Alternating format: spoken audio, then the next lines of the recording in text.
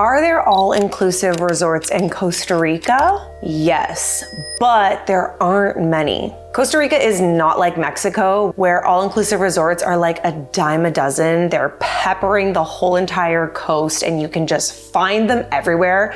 There really is such a smaller percentage of them in Costa Rica, and in today's video, I'm going to be diving into all of the options, more or less, that exist for you. So if you are planning a trip and you're thinking about staying in an all-inclusive, let's get into it. For starters, I'm going to be breaking down the price point, the vibe, and the location of all of the resorts that you have options for in Costa Rica. If you're new here, my name is Emma, and I've been traveling for the last 15 years. I've been to Costa Rica probably about 10 times now, and the first time I went, I was like 19 years old, and I actually stayed in an all-inclusive resort. I've experienced everything from really luxe, bougie hotels to backpacking and staying in hostels on a shoestring, and also all-inclusive resorts. So I feel like I have a really good range of experience, and I'll be able to give you my best perspective so that you can choose the best option for you. So stick with me, because by the end of this video, you're going to have the best idea of which resort to choose that suits your budget, suits your vibe, and suits your travel style, and what you'll actually get for your money. I'll also give you my top 3 picks for couples,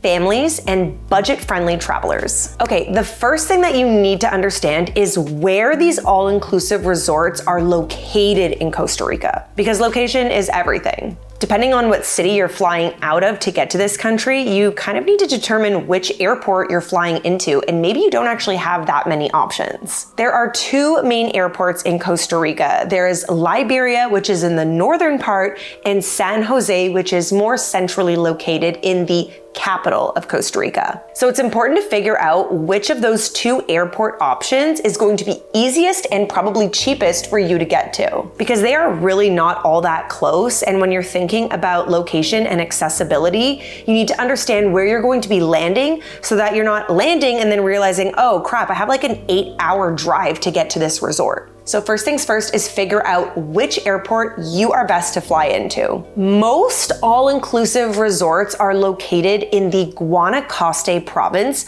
which is the North Pacific coast of Costa Rica. This is places like Papagayo, Playa Conchal, Tamarindo, Playa Flamingo, Las Catalinas. Like, I actually made an entire video about Guanacaste, which I highly recommend you watch. I will link it in the description below, because the more you know, the better. But that's not the only part of Costa Rica where you can find all-inclusives. There's also Jaco and Puntarenas area, which is more easily accessible by the other airport in Costa Rica, San Jose. It's roughly a 2.5 to 3 hour drive to this region, whereas Liberia, you're looking at a 45-minute to maybe 2-hour drive to most of the all-inclusive resorts. Now, it's important to mention that the Caribbean coast of this country, while it is absolutely beautiful, there are no all-inclusive resort options here. So if you're really wanting that Caribbean experience, you're probably gonna have to look at a different country if staying at an all-inclusive is important to you. Okay, let's get into how to choose which all-inclusive resort is best for you.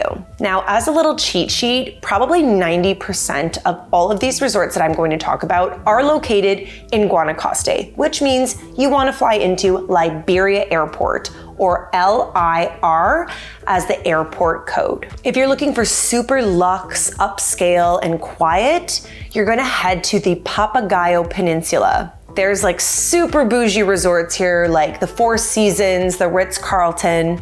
You can also find a Westin in Playa Conchal, which is just a little bit more further south. Whereas if you're looking for budget friendly with a little bit more nightlife, then you're gonna wanna head even further south to that Jacó Beach Puntarenas region that I originally mentioned. If you want a family style experience, look at a Riu, look at the Planet Hollywood, Margaritaville, or the Westin. Adults only, I got you. We've got a Secrets Papagayo in Costa Rica. There's also an Occidental Papagayo and Azura Samara, which is a really cute, cozy little beach town in the Nicoya area. Okay, now let's run through these resorts really quickly. I'm going to give you a budget per night based on 2 people. And these are prices that I'm pulling in September 2025. So obviously there's going to be a sliding scale of what the price point is based on the time of year that you're going and how many people you are. So this is based on double occupancy in September 2025. Okay, let's first start out with the northern Guanacaste region of Costa Rica. And I'll start out with the Westin Conchal, which is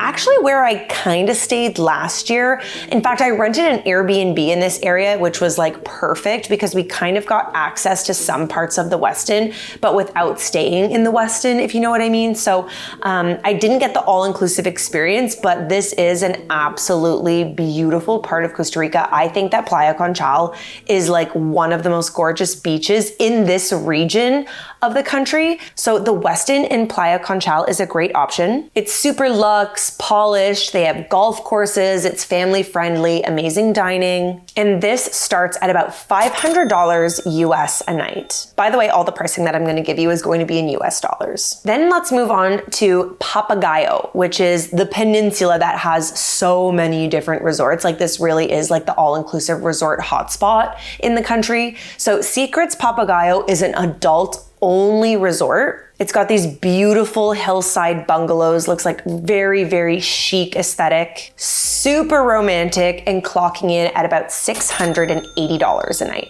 Like you really can't go wrong with a Secrets hotel. I'm pretty sure they're a spin-off of the Sandals resorts, which are like one of the top resorts on the planet. Like I would love to stay there someday. It is on my dream list. Okay, the next resort that's a little bit more family friendly, that has like more of that pop culture vibe, is the Planet Hollywood Papagayo. This starts at about $250 a night and has lots of buffet style food and a la carte options, pools and swim up bars and like kind of all the kitschy sort of things. The next resort in the Papagayo Peninsula is the CC Beachfront Papagayo. This resort is based in Playa, Panama. It's a little bit smaller, it is beachfront, but does have great value at $400 a night. It's a little bit more on like the boutique side of things, I would say. Okay, giving you another adults only option in Papagayo is the Occidental. This resort gives you more cliffside views and is a lot more budget friendly, coming in at about $180 per night. Like for an adult only all-inclusive resort, I feel like that's super reasonable. Okay, before I start heading further south, the last resort that I want to mention is a really luxe all-inclusive resort that I would just love to experience one day. It looks insane. It's called Dreams Las Mareas. It looks super remote, really lush. The rooms look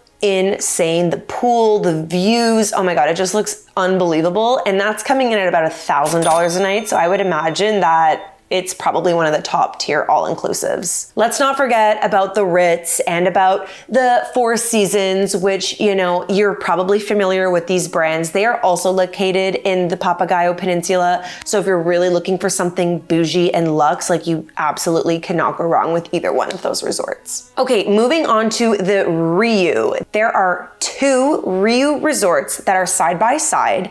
That is actually the resort that I went to when I was like 19 or 20 years old. The first time I ever went to Costa Rica, I stayed at the Riu Palace.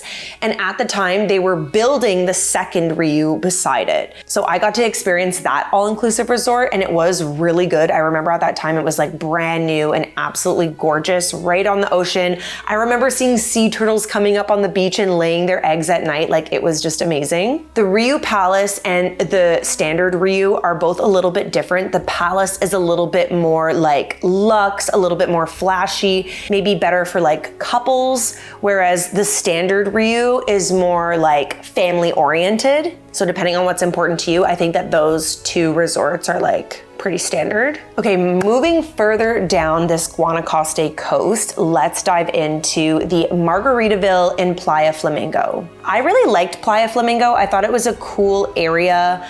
They had a marina there with like lots of boat tours going in and out, little cool town that you could like walk about. And the Margaritaville, I feel like, is a recognizable brand, especially to Americans. Definitely a little bit more of like a kitschy, touristy vibe, family oriented for sure, but I do like the location. I think that if location is important to you, it's not too far from the Liberia airport, and you have a lot sort of at your fingertips where you don't have to be just completely attached to the resort, whereas like the Rius are kind of in the middle of nowhere. You can't really like walk to anything. You're sort of just like stuck to the resort. It is a huge resort, so that's fine. And a lot of people, when they book all-inclusives, they just want to stay in the resort anyways. Highly recommend against that if you're going to Costa Rica, but I'll save my thoughts on that to the end of this video. However, the Margaritaville, like I said, is kind of in walking distance to a few different cool little spots. The beach is massive, and I think it's a good spot to consider if you're looking for something that's just like readily available and easy to lock into. I did notice that the pricing is kind of based on the meal plan that you select, so there's going to be some price differences there that you'll have to look into based on what you need. Okay, continuing to move down the coast there, let's dive into the Occidental Tamarindo. This is going to be one of the few all-inclusive resorts in Tamarindo, which is a really like cool surf town energy vibe. I have my thoughts on Tamarindo. I think it's cool if you're gonna stay for like a couple days.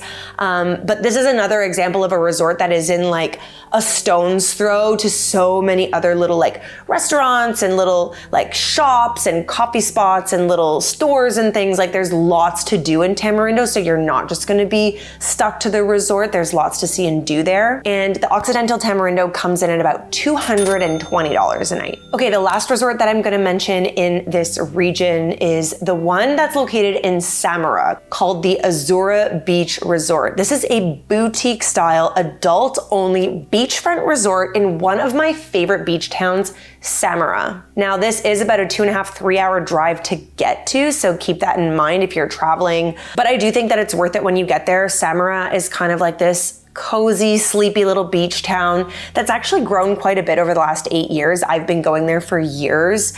Great restaurants, great shops. The beach is really chill. The waves aren't too out of control. So if you even do want to go there with your family, like I think it's great for kids because the waves aren't like crazy rough. Like Playa, for example, is one of like the most renowned surf towns in the whole country. The waves are massive. So maybe a little bit trickier if you're going with kids. I know a lot of people do go there with kids and it's totally fine, but Santamaria is a little bit more of a smaller, chill vibe. There's wild horses on the beach. Like it is just spectacular. Okay, let's now move further south down the Pacific coastline to the Jacó Beach and Puntarenas region, which is where you would ideally fly into the San Jose airport for easier access. So if this airport happens to work better for you and your flight options, then these resorts will be a better selection for you. Starting out with the best family option, which is called the Fiesta Resort Puntarenas. This location has pools, all-inclusive options, and a kids club. And it's pretty affordable at around $200 a night. Keep in mind that Jacó Beach in general is like a very built up town or city in Costa Rica. It was really the first to be sort of like modernized and developed for tourism. So there are a lot of resorts here, a lot of hotels, restaurants, stores. It's on a beautiful beach. There's lots to do here. So if you do end up picking one of the resorts in this area, just keep that in mind that you are, again, like a little bit of a stone's throw away to a lot of different things to see and do. But with that comes the fact that it's kind of like a dirtier town, I would say. Like, I'm just being for real. It's not as like unscathed, untouched, wild, remote. It's in like a very built up part of Costa Rica. So if that matters to you, keep that in mind. This is also a part of the country where you will see brands and franchises that you simply will not see anywhere else, like the Best Western, which is also an all-inclusive resort option in Jacó Beach. This is a really great budget-friendly resort option that's right in town, coming in at about $180 per night. The next all-inclusive option in Jaco is Crocs Casino Hotel and Resort. This is very much like a casino vibe with like your quintessential buffet and a la carte restaurant options. There was a varying scale of meal packages at this resort I saw, so make sure that you're looking at that, because the prices did vary. Okay, the next option is Barceló Tambor. This is in the Nicoya Peninsula, so slightly different from Jaco Beach. It's definitely one of those classic all-inclusive family style resorts. And again, really budget friendly at $175 a night. Barceló is another like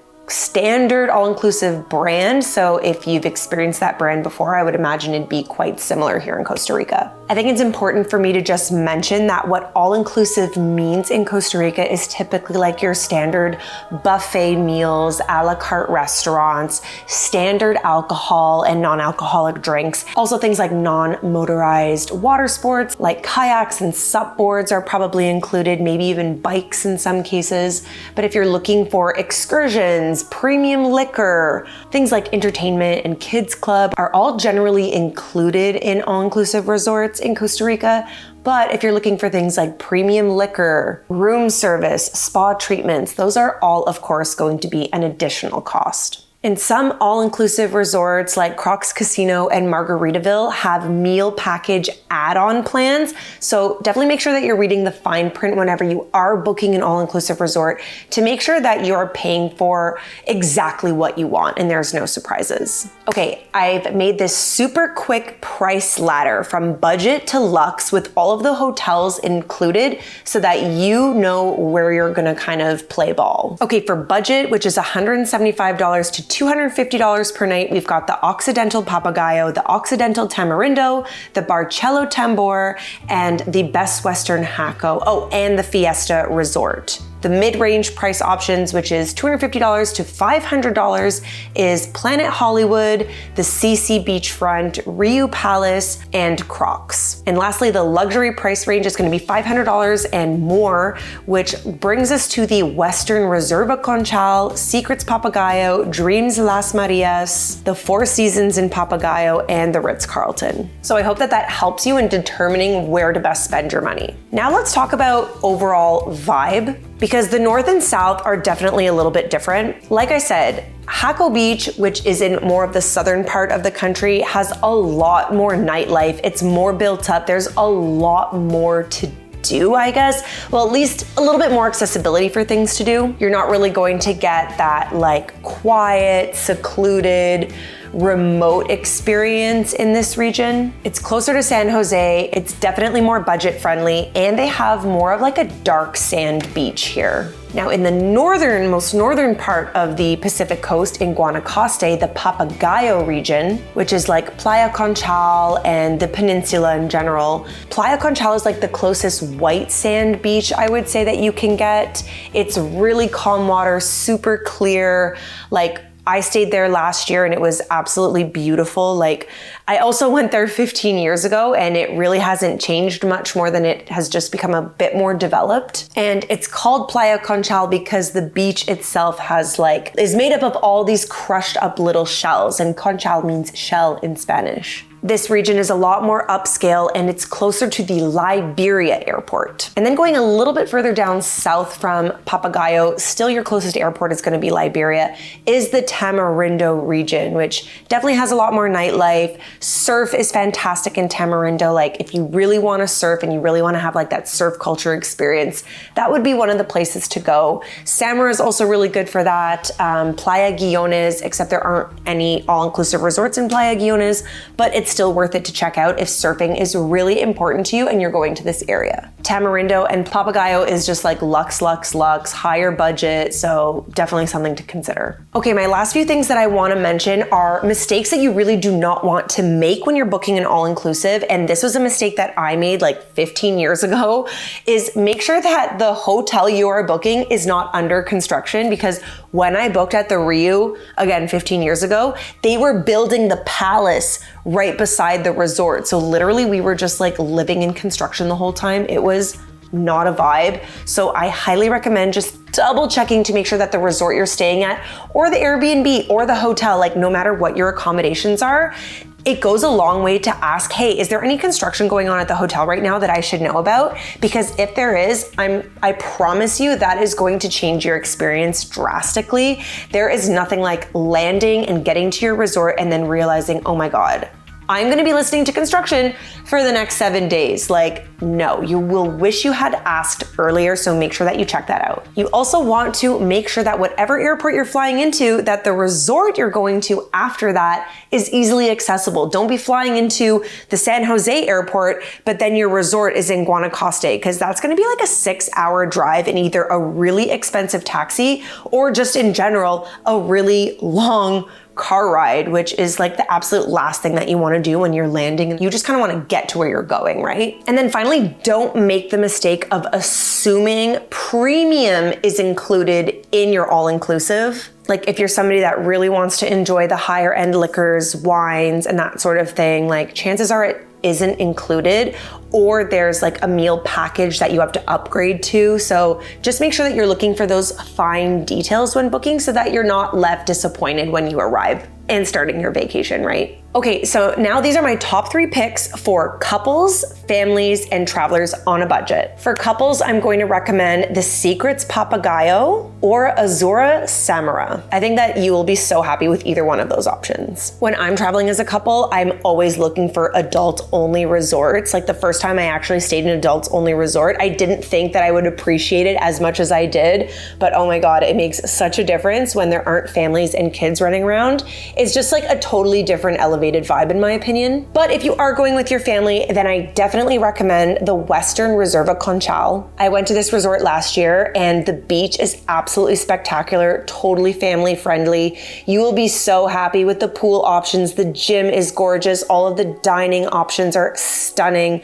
Like there's golf, there's everything that you need is at the Westin. Like you just can never go wrong with the Westin in my opinion. It's one of my favorite resort chains and yeah, it's absolutely gorgeous. And lastly, for those travelers on a budget, I would recommend the Occidental Tamarindo because I think that that location is great if you're wanting to go out, check things out, eat some cheap food, get some cheap beers, like have a great time on the beach, like do some surfing lessons, or the Best Western in Jaco. So those are 2 very different locations, but they're both very budget friendly and you can actually kind of get like that exact experience that I just explained in Tamarindo in Jaco Beach as well. Like Jaco is kind of the original Tamarindo. It was the first to be developed, and then Tamarindo is kind of like the Guanacaste region, the Guanacaste region's version of Jaco Beach. So there's a lot of similarities there. They're very like surfer beach towns. Like Jaco is definitely a lot bigger and more developed than Tamarindo, but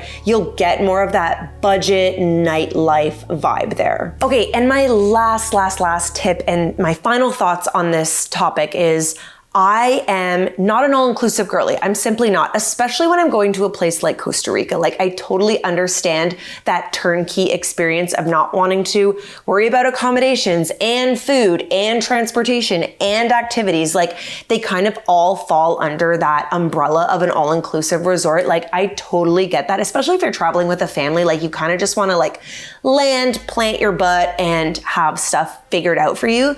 But I will say, Costa Rica is not like Mexico, which was the very first thing I said in this video. It's not the kind of place that I recommend you go and you just sip margaritas by the pool the entire week. Like, don't get me wrong, nothing wrong with going in the pool and having margaritas. Like, by all means, I will see you there. But to do that all week, in my opinion, is kind of just a waste of spending the honestly top dollar that it does cost to go to Costa Rica rather, and you're missing out on just so much. So, that being said, if you are going and staying in an all-inclusive, do not make the mistake of just staying inside the walls of your resort. Book excursions, get a taxi and take it into a new different town. Go do a sloth tour, go see monkeys, go on a hike to the volcanoes, go snorkeling, like check out the region because there is so much to see and do in this amazing country. And I've made so many videos about other things that you can do and I'll link them in the description down below. Check out my channel. There is just endless beauty to discover. And while I do understand that all-inclusives are a really easy beginner's option to getting into Costa Rica, don't let it hinder you from exploring the rest of this country. And if you're really kind of like in between, should I just find hotels, boutique hotels, Airbnbs, or do an all-inclusive? I think that from a price perspective, you probably could spend spend the same amount doing both. So it really depends on how much of a headache you want when it comes to planning. Like if you're really not the type of person who likes to plan all of the things and book the hotels separate and book the shuttles, because of course the hotels will pick you up from the airport, like get your bags for you, like have fresh clean towels and new sheets. Like that actually like means a lot for me when I'm on a 1 week vacation. And I've actually found over the last few years that Airbnb almost isn't even as worth it as hotels are nowadays, because they cost almost the same as hotels, and I'm not getting fresh new towels. I'm not getting fresh white clean sheets that are changed every couple of days. And a lot of the amenities that come with a hotel, restaurants, bars, excursions, there is a lot to consider. But I think that you just gotta think about the type of traveler you are and how much time you have to play with. So I really hope that this video has given you some options to consider instead of just like mindlessly scrolling and looking for the right options. Sometimes it helps to just like chat it out with somebody. So I hope that you got that experience with me here today in this video. Like I said, check out my other videos. You're doing the research right now, which is exactly what you need to be doing to get comfortable and acquainted to ultimately plan the best trip possible to Costa Rica. So if this was indeed helpful, please let me know in the comments down below and consider subscribing to my channel. Give this video a thumbs up. It goes such a long way for me in my growing channel. And if you have any other topics that you'd like covered, please do leave me a little note in the comments down below or follow me on Instagram. Here I'm at Ematera. You can send me a DM. I love getting DMs from you guys. So yeah, thanks so much for watching and pura vida. We will see you in the next video. Bye.